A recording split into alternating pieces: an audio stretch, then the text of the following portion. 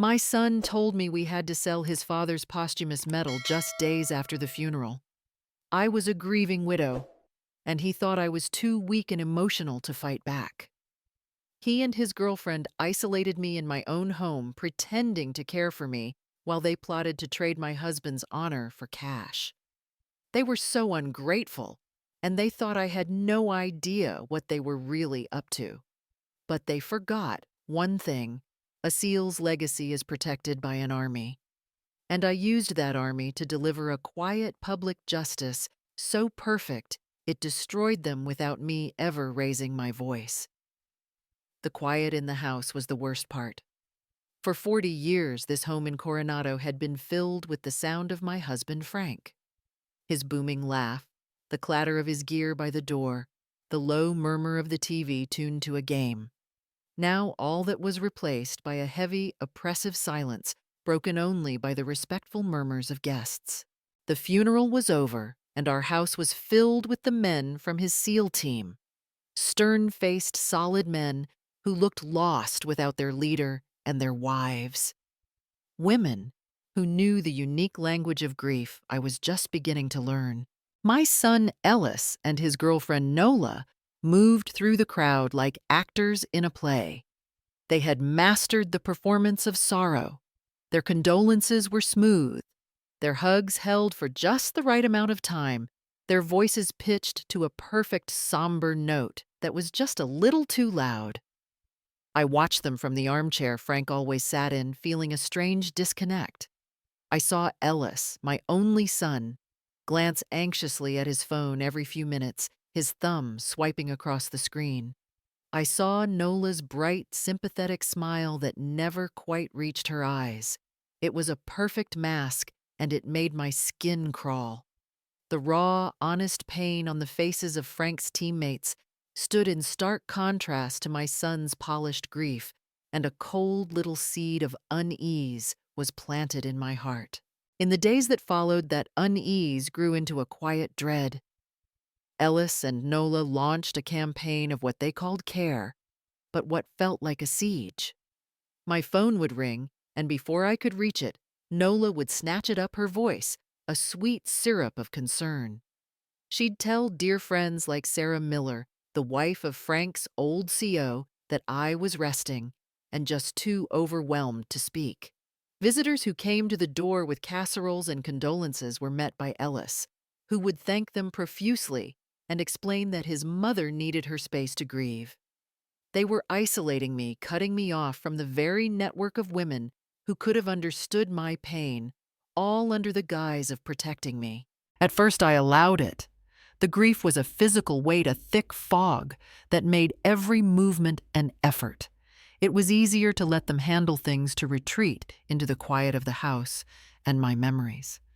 But soon the quiet began to feel less like a comfort and more like a cage. The house wasn't just silent, it was sealed. I was being managed, handled, and contained. The woman who had run a SEAL household with quiet efficiency for 4 decades was suddenly being treated like a fragile, incompetent child. The feeling of being a prisoner in my own home was becoming suffocating. The true betrayal, when it came, wasn't a loud, dramatic event. It was quiet, insidious, and wrapped in the language of twisted love. It happened on a Tuesday evening. The last of the casseroles had been put away, and the house was finally still. Ellis sat across from me in the living room, Nola perched on the arm of his chair like a decorative bird. He leaned forward, his face a mask of pained sincerity. He told me how much he worried about me, about the future. He spoke of the crushing financial pressures of the modern world, a world so different from the one Frank and I had built. His words were a slow, careful poison. Then he got to the point. He proposed that we sell Frank's posthumous medal. He told me we had to be practical.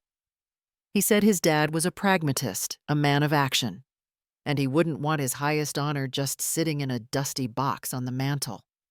He said Frank would want that medal to be his final act of service, his final mission, securing the family's future.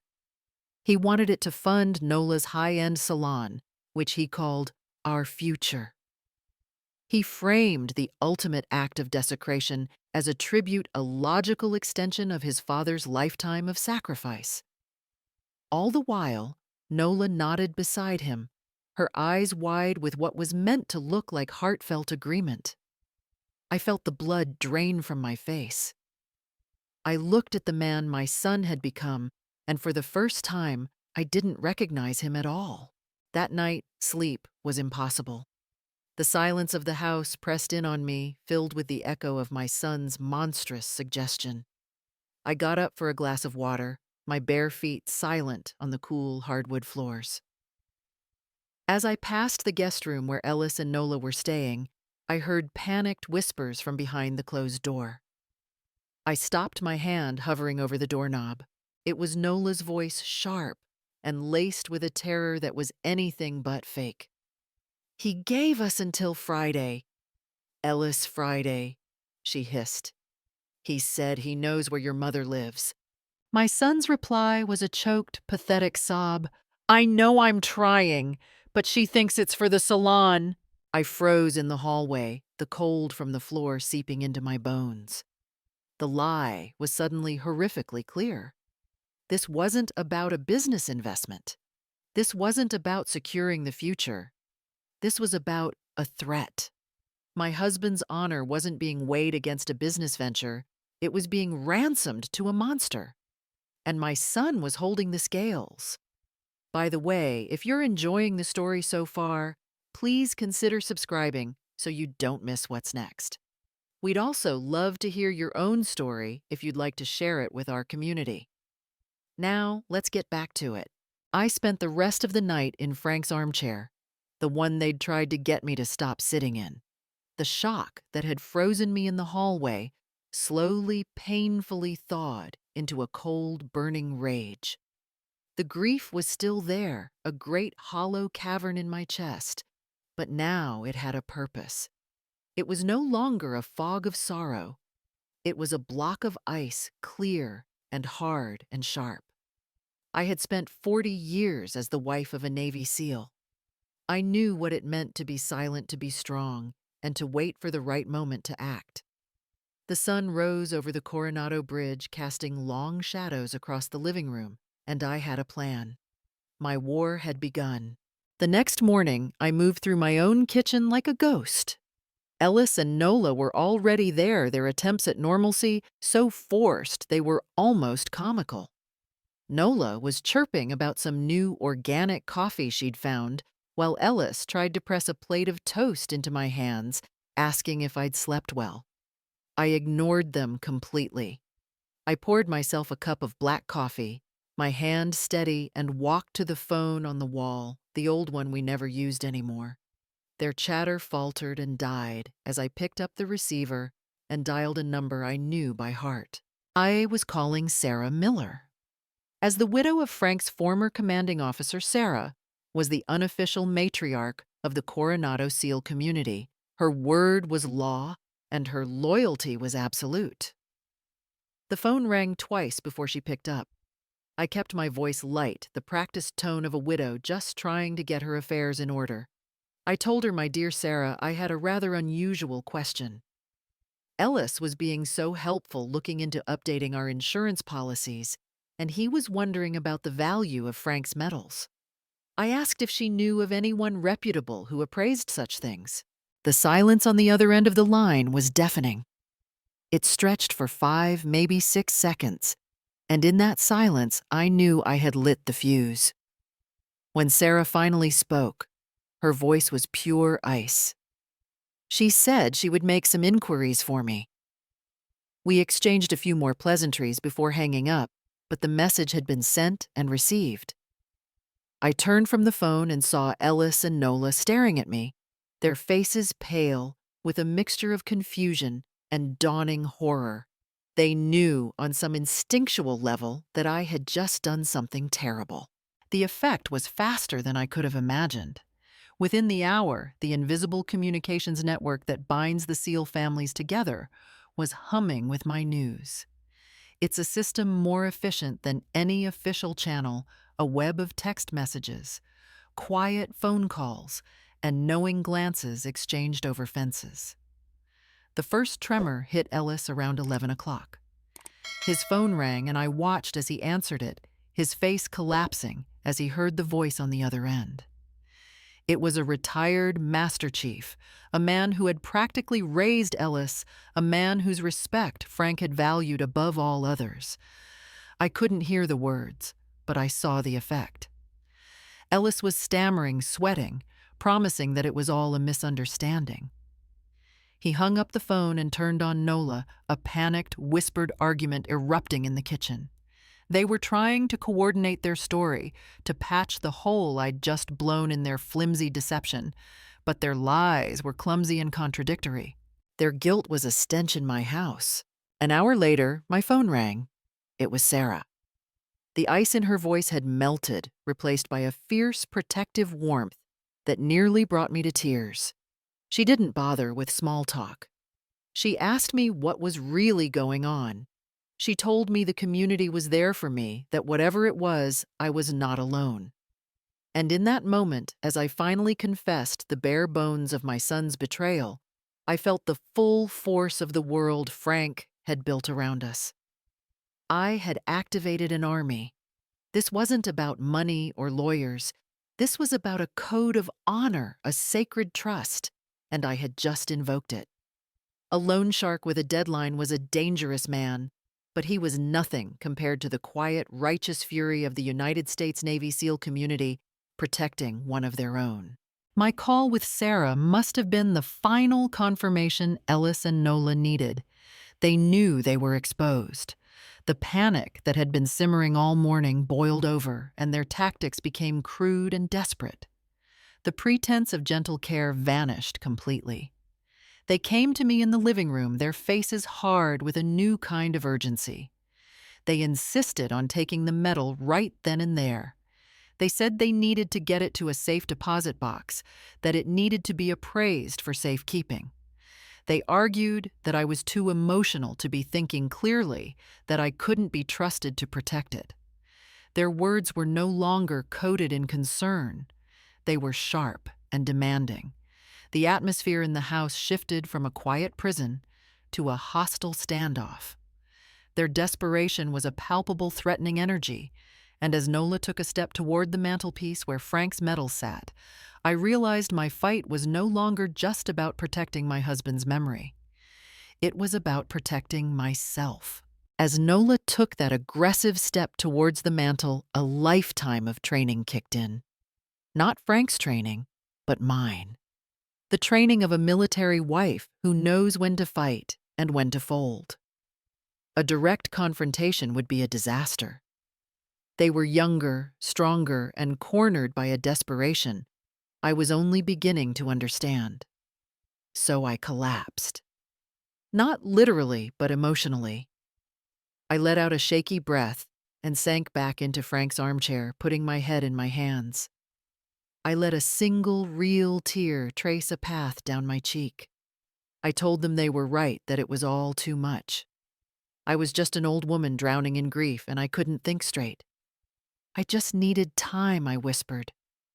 Time to grieve. I agreed to consider it, to really think about what Frank would have wanted. The change in them was immediate. The hard, predatory light in their eyes softened into a smug pity. They exchanged a look of triumphant relief. They saw what they wanted to see, a frail, emotional old woman who had put up a brief, spirited fight, but was now collapsing under the pressure just as they'd expected. They backed off instantly, their voices becoming syrupy and solicitous again. They patted my shoulder, brought me a cup of tea I didn't want, and tucked a blanket around my knees. They believed they had narrowly avoided disaster. They believed their plan was back on track, and I let them.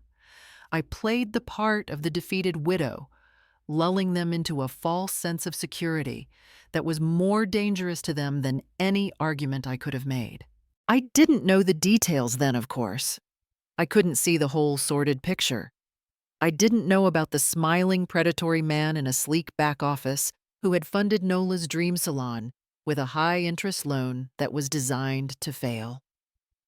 I didn't know about the months of reckless spending of trying to maintain a high-status Southern California lifestyle they couldn't afford, digging the hole deeper and deeper. And I couldn't see the threatening text message that I'm sure flashed on Nola's phone later that day, the one that likely showed a picture of my own front door with a few simple, terrifying words, reminding them that their time was up. All I knew was the fear I had heard in their voices, and it was enough. While they saw a grieving woman, I was a strategist mapping out a battlefield. Over the next 2 days, I took a lot of naps. Ellis and Nola were delighted, seeing it as proof of my compliance and fragility. They would tiptoe around the house, speaking in hushed tones, while I was resting. But the moment my bedroom door was closed, I was at war. My naps were filled with covert phone calls to Sarah Miller. We weren't planning a legal battle, we were planning something far more profound. Guided by Sarah's quiet, strategic mind, I began to assemble my arsenal. It wasn't money or documents, but something they had completely forgotten about legacy. I pulled out the old footlocker from the back of Frank's closet. Inside was his life. His service records commendations, old photos of him with his team, their faces young and smeared with camouflage paint, grinning at the camera from some godforsaken place. And at the very bottom, a box of letters, dozens of them written over decades from the men whose lives he had saved from their wives, from their children. Each letter was a testament to the man Frank was a testament to the honor my son was so willing to sell. I wasn't just reminiscing. I was gathering evidence, preparing a narrative that no lie could withstand. I was reminding myself what and who I was fighting for. The critical mistake, the one that sealed their fate, came on Thursday, the day before their supposed deadline. Bloated with arrogance, convinced he had his mother completely handled Ellis, got careless. Sarah called me in the late afternoon, her voice tight with a cold fury. Ellis had been at a local coffee shop, a place frequented by everyone in the Coronado military community. He'd run into a young active-duty SEAL, a kid who had revered Frank. Trying to sound like some savvy modern man, Ellis had complained loudly about how difficult it was to manage his sentimental mother. He'd said it was a full-time job getting me to be practical about his dad's old things. The young SEAL hadn't said a word. He had just stared at Ellis, his expression hardening from respect into pure contempt. The careless words spoken to the wrong person in the wrong place spread through the community like a virus. Ellis thought he was projecting an image of a responsible son dealing with a difficult parent. What he had actually done was confess his own sacrilege. He had announced to the world that he did not understand the value of honor, and in our world there is no greater sin. I hung up the phone with Sarah, a grim satisfaction settling over me. My son had just handed me the weapon I needed to ensure his defeat. Friday, the deadline. The air in the house was thick with it, a toxic combination of cheap perfume and raw panic. Ellis and Nola had abandoned all pretense of concern. Their arrogance had evaporated, replaced by a frantic, ugly desperation. From the moment they woke up, they were on me, their voices a constant whining pressure. They needed a decision. They needed the medal. Their words were a frantic buzz in my ears, but I remained silent, a rock in the stream of their panic. I was waiting. Sarah and I had planned this. The timing had to be perfect. They were cornering me in the living room, Nola's voice rising to a shrill pitch when the doorbell rang. The sound cut through the tension like a blade. Ellis and Nola froze their faces, a mask of terror, clearly expecting the monster from their nightmares to be standing on the porch. I, however, felt a wave of cold, grim relief. I knew who it was. Standing on my porch was Admiral Jim Miller, Frank's former commanding officer, and a man who radiated an aura of unimpeachable authority. He was tall, ramrod straight, his face a testament to a life of command. He wasn't there as a friend, coming to comfort a widow. He was there as a judge. He stepped inside, and his presence seemed to suck all the air out of the room. Ellis shrank, his face ashen. Nola's aggressive posture melted away, and she looked small and insignificant. The Admiral's eyes, a sharp, piercing blue, swept over the scene, taking in my forced composure and their ragged panic. He nodded once to me, a silent acknowledgement of our plan, before turning his full, undivided attention to my son. He didn't raise his voice.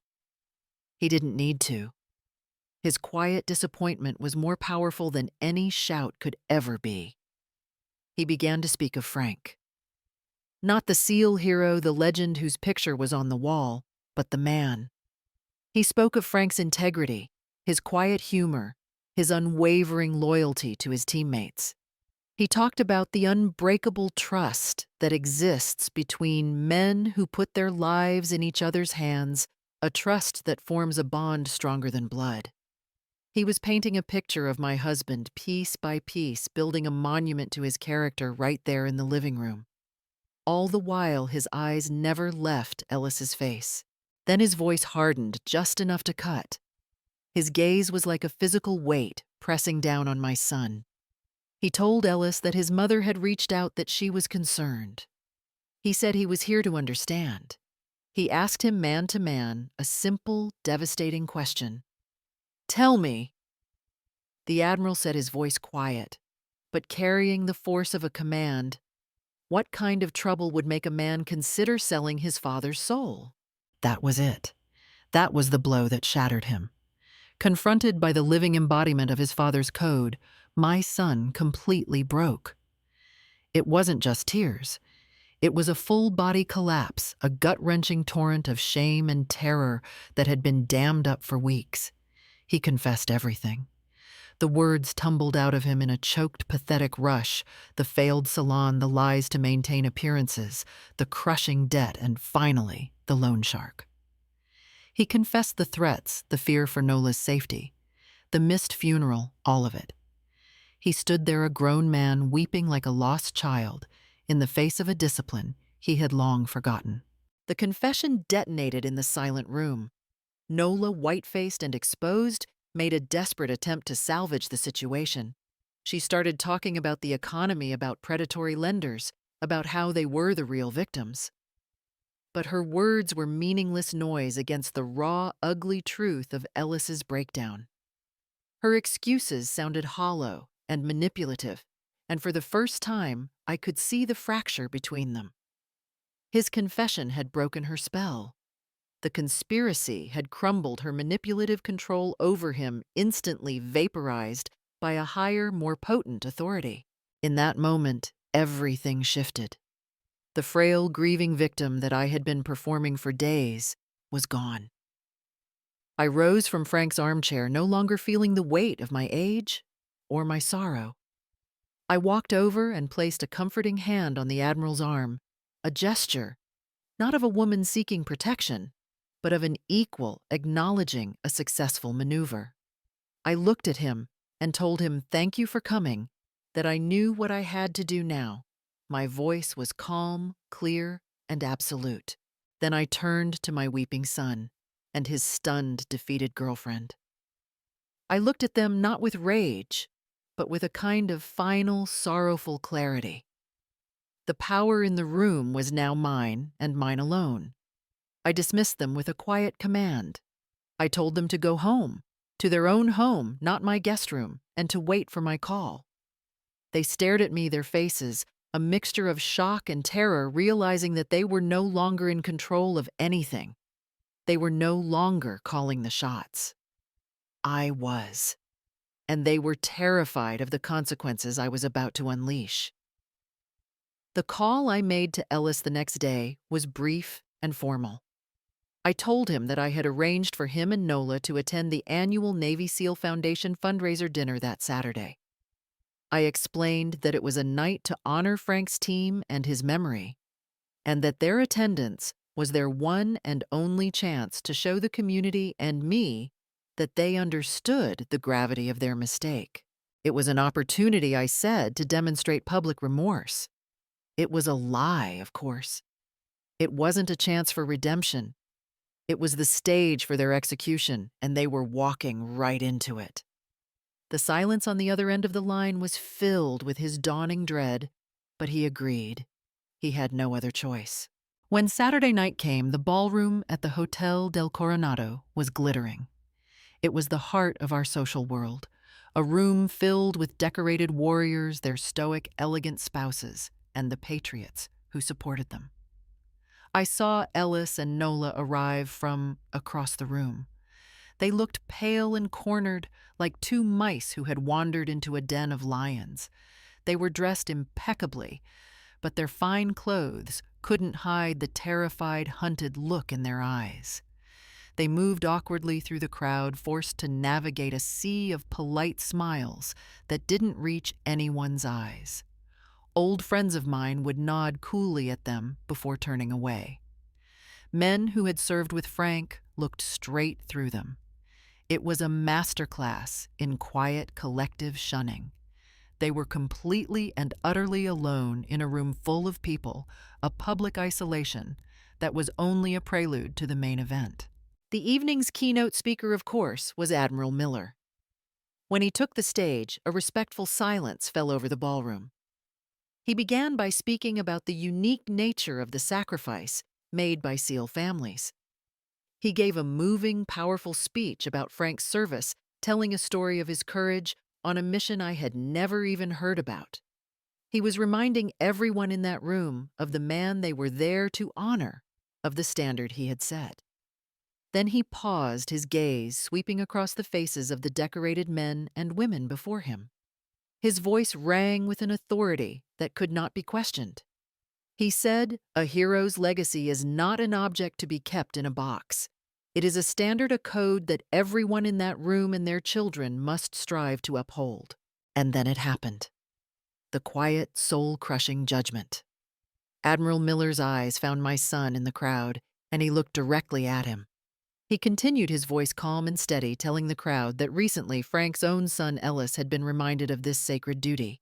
He explained that Ellis, facing a significant personal and financial challenge, had been forced to consider selling his father's medal. A collective, audible gasp swept through the ballroom. A wave of shock and quiet disgust rippled from table to table.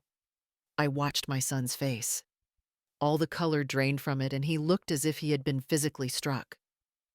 Before the outrage could solidify into angry murmurs, the Admiral delivered the killing blow, a perfect execution of public excommunication disguised as grace. He told them that Ellis had since chosen a better path, that he had chosen to allow the community his father loved so dearly to help him honor that legacy properly. The room broke into applause, not for Ellis, but for the Admiral's wisdom and the community's strength. My son was left sitting in the wreckage, hollowed out by a shame so absolute and so public that it was inescapable. He had not been yelled at or accused. He had been judged and dismissed with surgical precision. After the event, as the ballroom slowly emptied, I met them in the grand, silent lobby. Ellis looked like a ghost, his eyes empty. Nola was seething, her face a tight mask of fury, but she knew she was powerless here. I didn't raise my voice. I didn't need to. The community had already spoken. I wordlessly handed my son a cashier's check. It was for the exact amount of the loan shark's debt, not a penny more. My voice was devoid of all emotion as I told him that this was the final distribution from his father's estate. It was to be used to pay his debt and for nothing else. I told him that the medal was where it belongs and that he was no longer welcome in my house or in this community that his father had helped build. I looked at the son I had raised, the man I no longer knew, and gave him his final command. "You have a new life to build," I said. "Go build it." The boundary was drawn in steel. I turned and walked away, leaving them alone in the empty lobby with the full weight of their consequences. I walked out of that hotel and didn't look back. The weight I had been carrying for weeks The cold knot of rage and betrayal was finally gone. In its place was a profound and heavy sadness, the kind you feel after a necessary amputation. The limb was diseased and it had to be cut off to save the body. But you still feel the ache of where it used to be. I went home, slept a full night for the first time since Frank's funeral, and in the morning, I began to build my new reality. The aftermath for Ellis and Nola was swift, silent, and exactly as the community intended. I heard about it in bits and pieces through quiet conversations with Sarah and knowing looks from friends at the grocery store. They used the check, and the loan shark, true to his predatory nature, vanished the moment he was paid. The physical threat was gone, but their social and financial ruin was absolute. Nola's salon, now tainted by the quiet, pervasive story of their dishonor-hemorrhaged clients.